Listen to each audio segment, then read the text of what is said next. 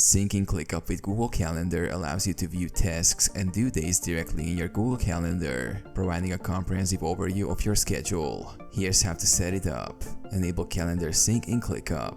In ClickUp, navigate to your profile avatar in the lower left corner and select Apps. Find Google Calendar and click Install. Authorize ClickUp access. Grant permissions for ClickUp to access your Google Calendar. Follow the prompts to authenticate your Google account. Choose Workspace and Calendar. Select the workspace and list you want to sync with Google Calendar.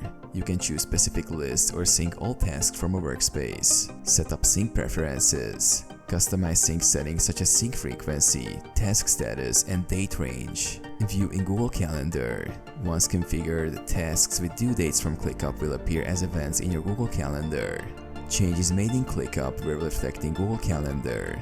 Manage sync settings. Adjust sync settings as needed from the ClickUp app settings or within Google Calendar.